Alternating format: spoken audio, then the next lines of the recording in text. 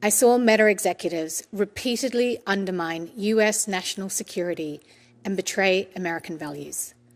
They did these things in secret to win favor with Beijing and build an $18 billion business in China. When Beijing demanded that Facebook delete the account of a prominent Chinese dissident living on American soil, they did it. And then lied to Congress when asked about the incident in a Senate hearing. Meta executives ignored warnings that this would provide backdoor access to the Chinese Communist Party, allowing them to intercept the personal data and private messages of American citizens. Meta's internal documents describe their sales pitch for why China should allow them into the market by, quote, helping China increase global influence and promote the China dream. The American people deserve to know the truth. Meta has been willing to compromise its values, sacrifice the security of its users, and undermine American interests to build its China business. These executives, they know the harm that this product does. They don't allow their own teenagers to use the products that Meta develops. I mean, the hypocrisy is at every level. This was a project unlike any other project I worked on during my time at Meta, in that it was so centrally led by Mark Zuckerberg, and he was so personally invested in this project. He learnt Mandarin. He traveled to China more than any other country. He had weekly Mandarin sessions with employees. It's hard to overstate how different this project was to any other project.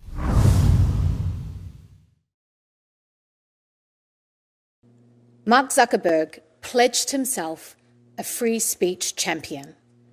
Yet I witnessed Meta work hand in glove with the Chinese Communist Party to construct and test custom-built censorship tools that silenced and censored their critics.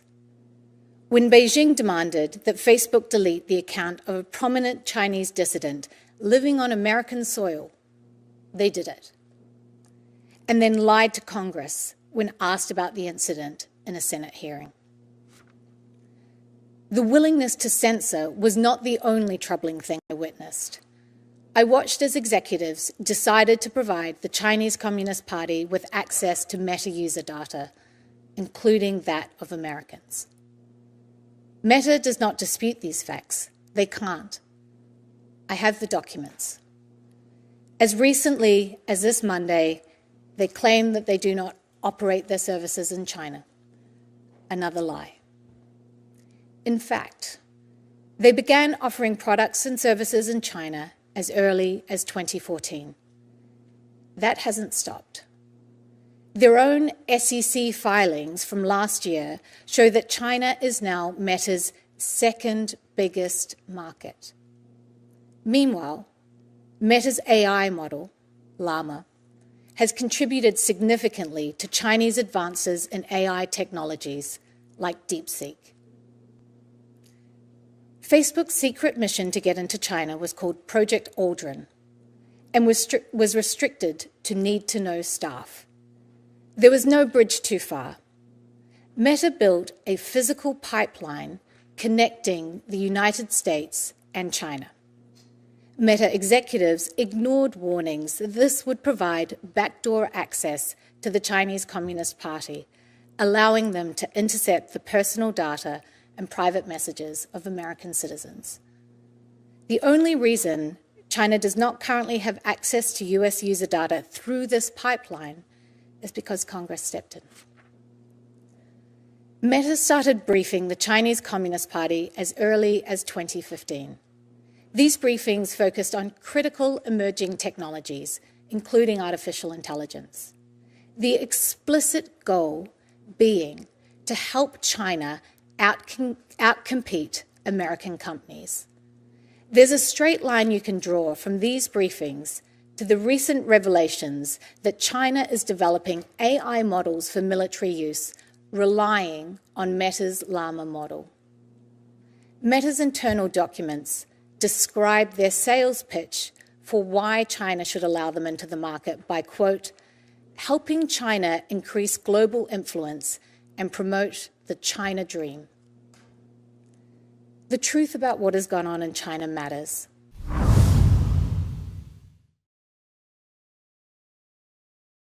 Was Americans' user data ever compromised? Or they ever planned to compromise American user data in any way, do you know?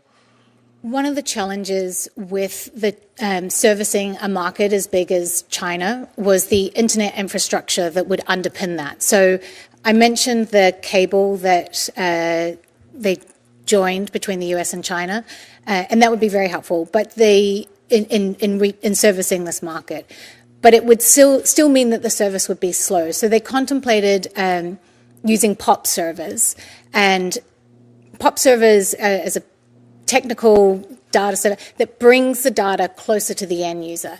The challenge with POP servers is that you can't segregate data. It would have American data, it would have Chinese user data, and it would be on Chinese soil.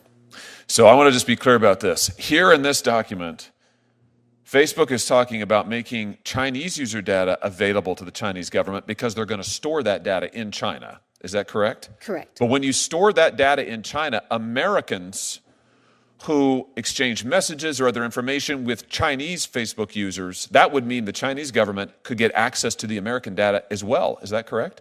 Through the POP servers, potentially, yes. And Facebook was willing to take that risk? Yes, there was a lot of discussion about this, and ultimately, yes.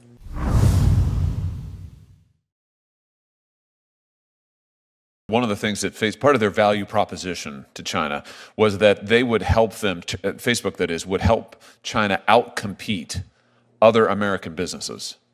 Can you just say more about that? I mean, that seems like an extraordinary thing to me. Here you have an American company going to our chief foreign adversary on whom we currently have tariffs of like 10 billion%, and saying, hey, we'd love to help you. We would love to help you beat all of these other American companies. That's extraordinary. I mean, what can you tell us about that? I mean, I'd be happy to provide the documentation. I mean, literally the documents in which they were writing this were called our value proposition to be put before the CCP.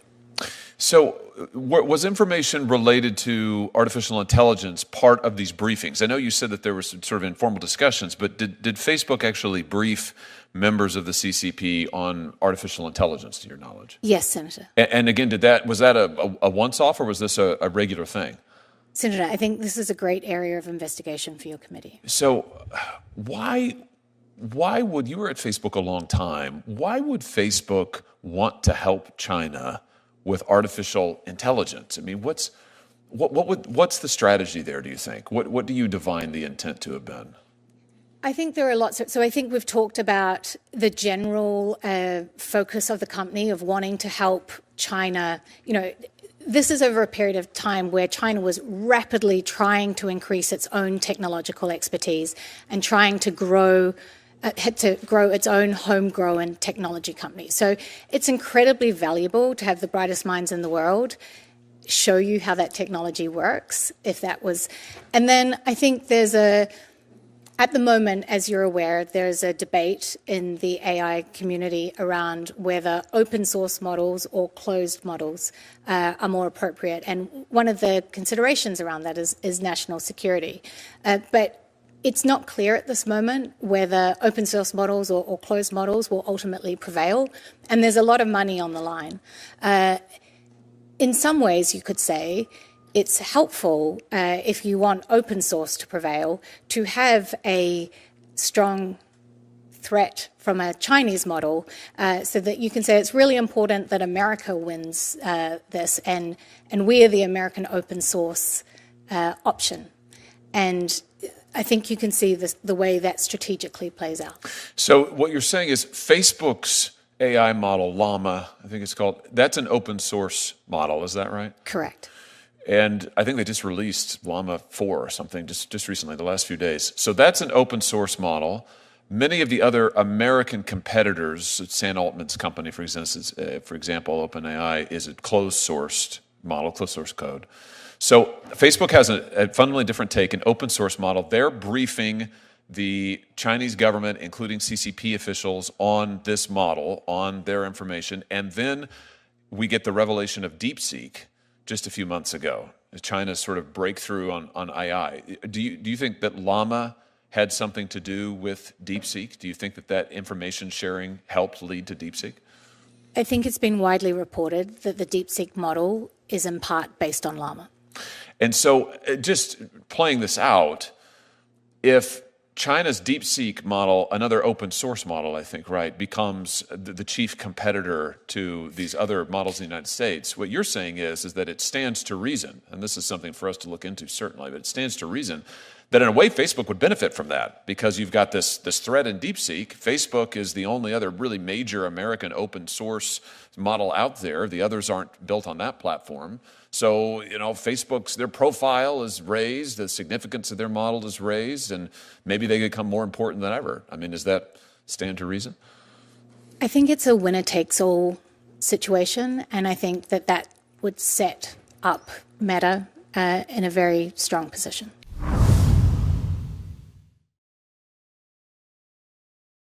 One of our former colleagues, Senator Leahy, asked Mark Zuckerberg in 2018 whether Facebook would comply with Chinese censorship and surveillance demand. He even asked if Facebook had built censorship tools to enter the Chinese market, and Zuckerberg responded, I'm quoting, "Because Facebook has been blocked in China since 2009, we are not in a position to know exactly how the government would seek to apply its laws and regulations on content were we permitted to offer our service to Chinese users."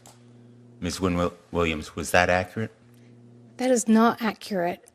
Hundreds of decisions had been made, and by 2018, they'd been in dialogue directly with the Chinese Communist Party for 4 years. The fact is, by 2018, Facebook built, it even turned on censorship and surveillance tools that it developed for Chinese security officials, correct? It developed, and those Chinese Communist Party officials tested the censorship tool and would give feedback and say, this needs to change, or we need this, or we need confidence that you can capture images and filter images we don't want seen it.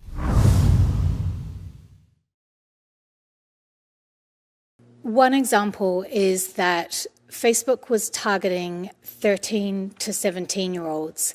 It could identify when they were feeling worthless or helpless or like a failure. And they would take that information and share it with advertisers.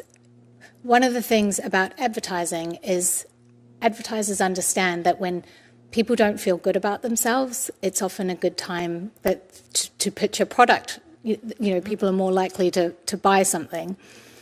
And so what the company was doing was letting these advertisers know that these 13 to 17-year-olds were feeling depressed and saying, now's a really good time to serve them an advertisement. Or if a 13-year-old girl would delete a selfie, that's a really good time to try and sell her a beauty product. Or if a 13-year-old girl is... So let me interrupt right there. Sure. If she deleted a selfie, then Facebook was in essence, or Meta, Instagram, they were in essence tracking her activity online. Absolutely. That was taken as a signal and then shared with advertisers. So they didn't stay given specifically to their app. They traveled in the child's phone. Absolutely.